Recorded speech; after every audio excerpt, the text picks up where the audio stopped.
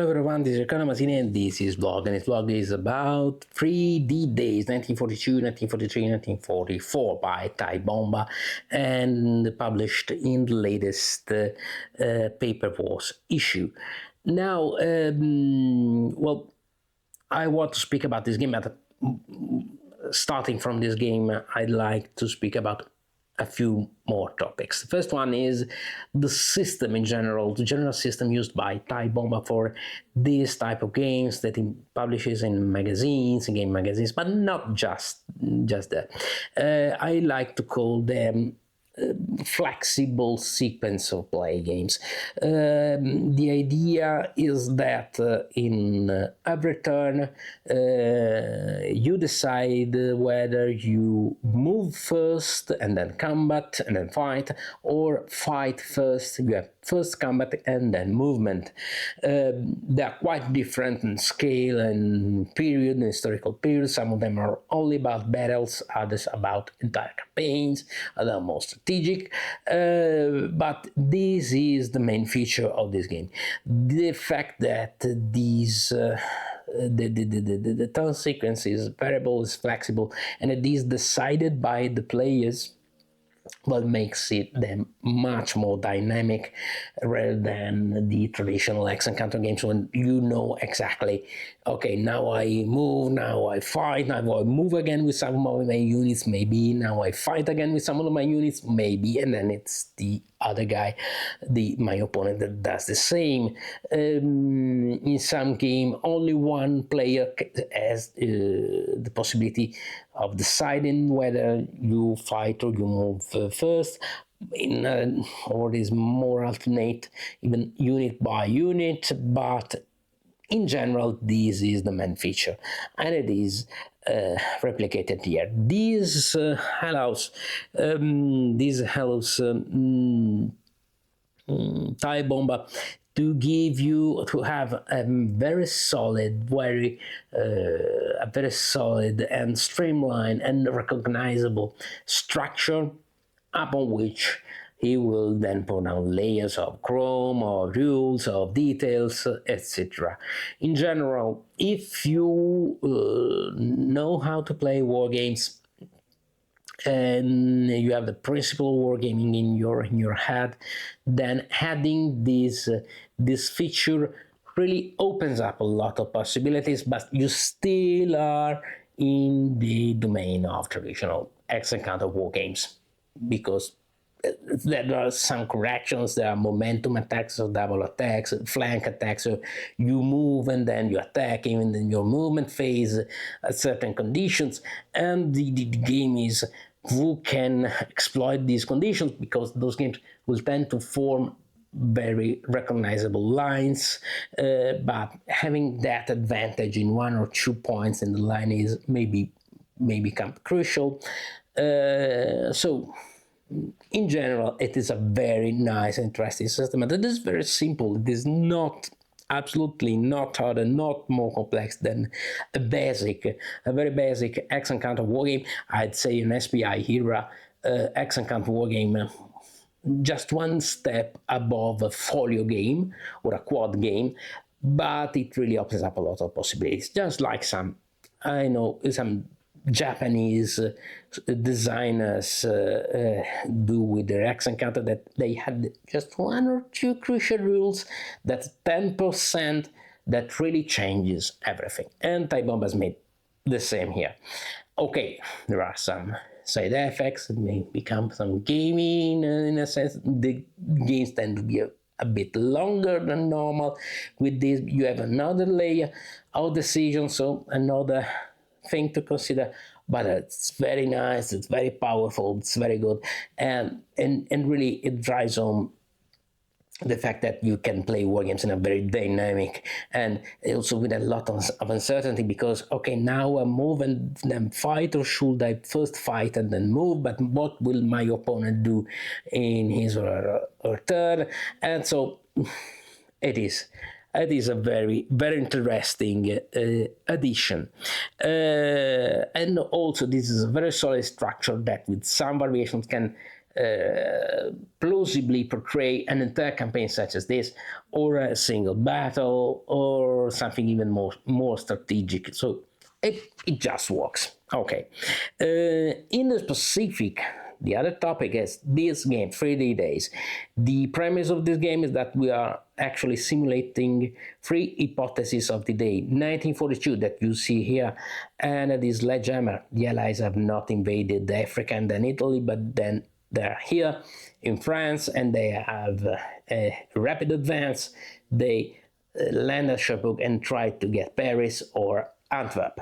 This game is played just more or less just here in the northern part of the map, and it is very swingy because there are not, as you see, the system allows you to not have many units, but it is very nice, it is very fun. It is very good also to learn the basic of the system because it is the first layer of the use, but it has its own merits. It really makes you understand why the Allies did not do that, because it is something that 1 time out of 3 you will get a victory, but 2 times out of 3 you will get a disaster.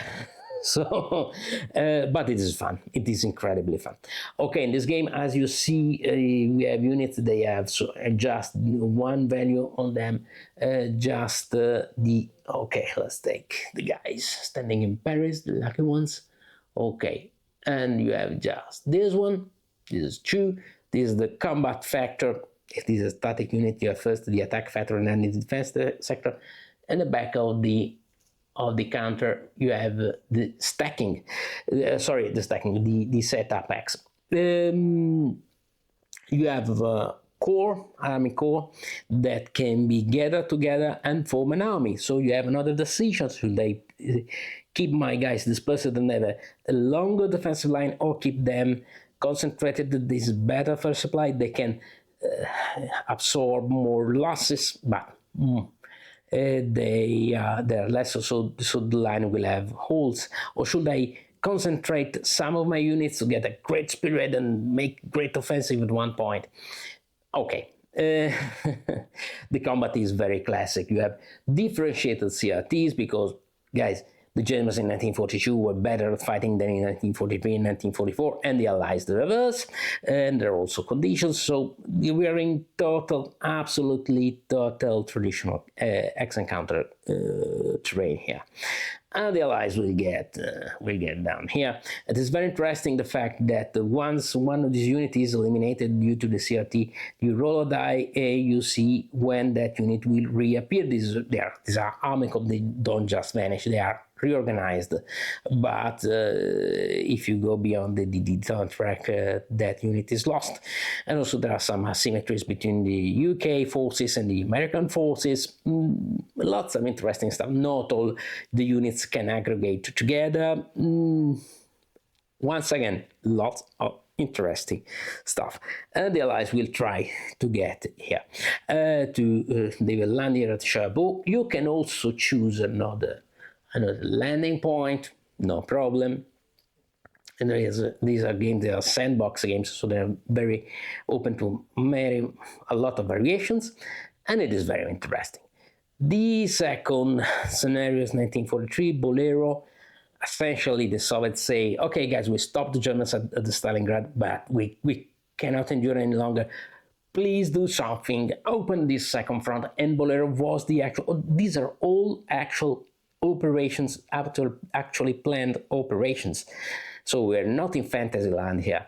We're in the counterfactual wargame terrain here. So these are the operations they should have been conducted if they were enacted. In 1943 Bolero, the Allies say, okay, let's do it. This is possibly the most balanced scenario because also the German has conditional reinforcements that can enter the map at some conditions. Roll of die. The Allies have no pattern. They had pattern in the first scenario. Why? Because Patton is in Sicily, is in Italy, so he's not there.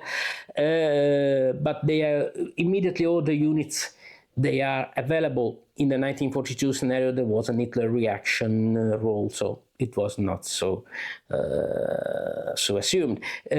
Also, the map tends to open up a bit because there is more movement from here, and yeah, you have to also possibility of reaching Germany. So it is it is much more mobile. Possibilities, the more balanced scenarios of the three. The 1940 also it really opens a bit more of the map. The 1944 scenario Overlord is the historical one. Yeah, because we have the historical landing points, the historical condition of the German army, and also the superiority, air superiority. We didn't speak about air superiority. It's another very simple system, but that gives you interdiction effects or combat bonuses, combat shifts on the table.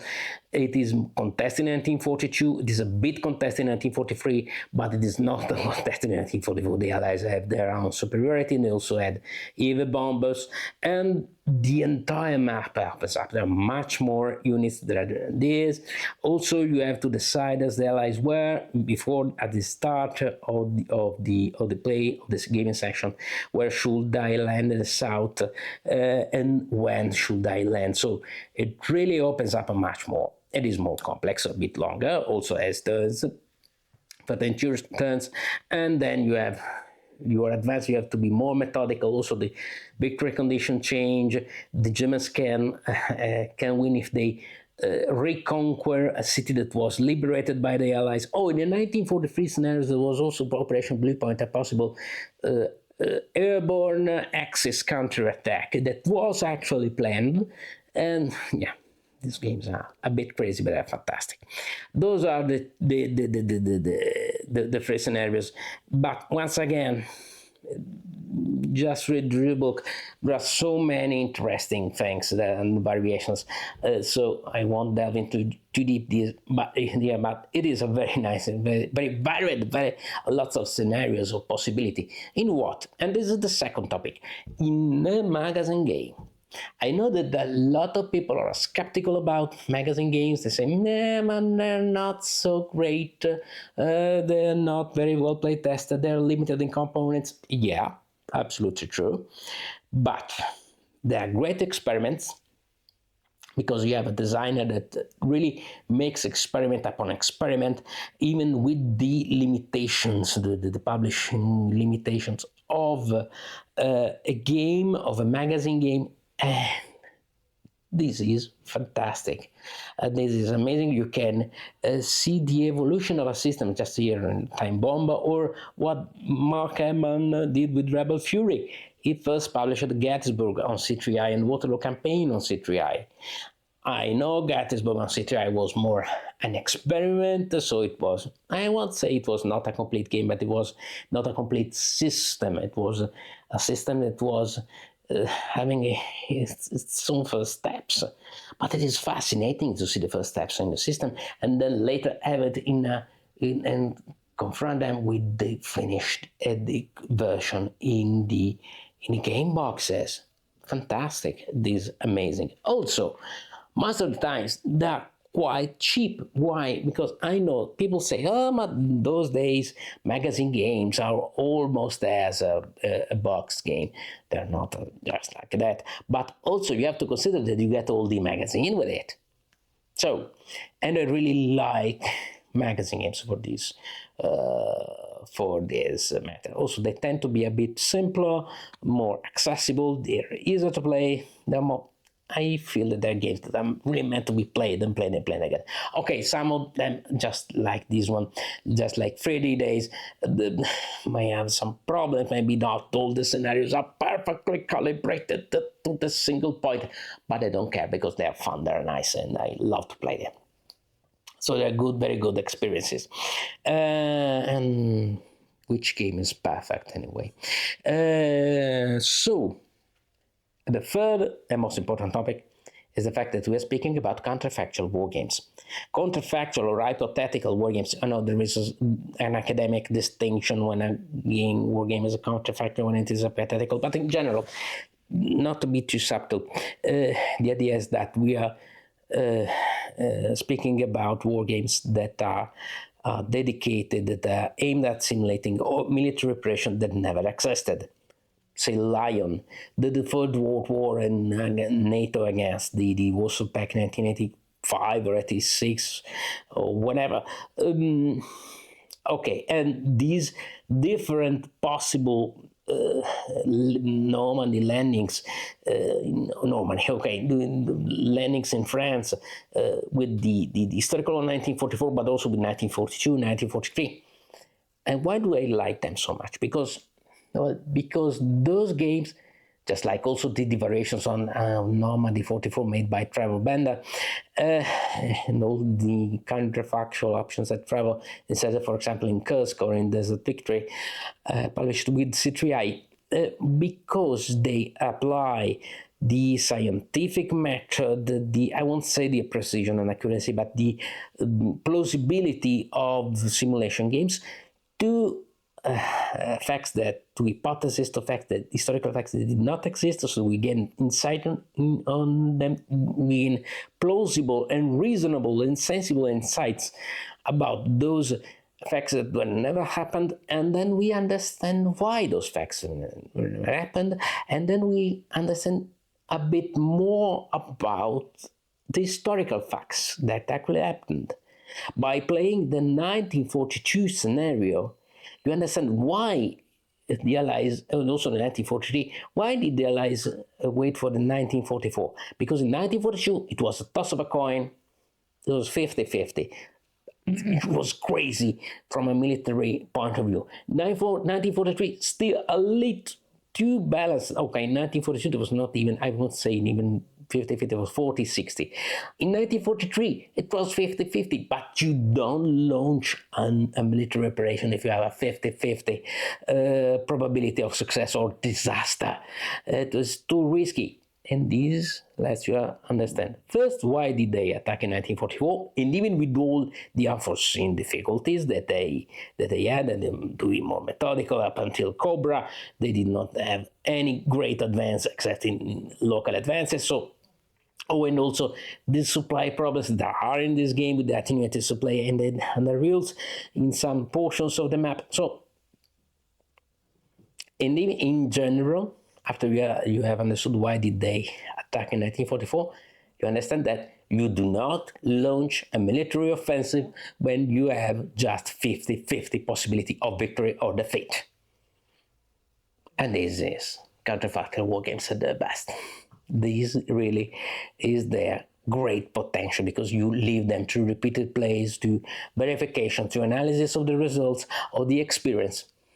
And speaking about the experience, okay, we can say whatever we want, but they are incredibly fun.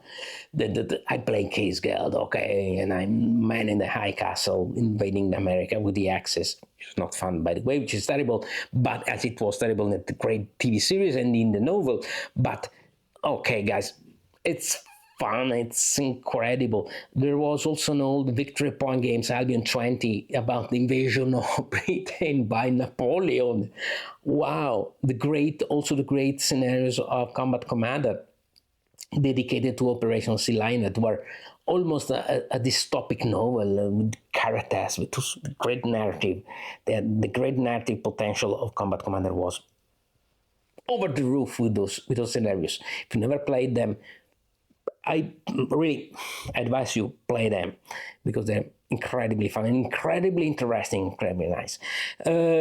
Also, we as Italians, the Parabellum Italian Wargame magazine has a game in this issue, in the latest issue, about Operation Sea Free, the invasion of Malta by Axis forces, by Italian and German paratroopers. A very interesting game, a very interesting counterfactual game. So, this is why these type of games, even if they're not liked by some, but others really love them, and I'm one of those who loves them, are really fun.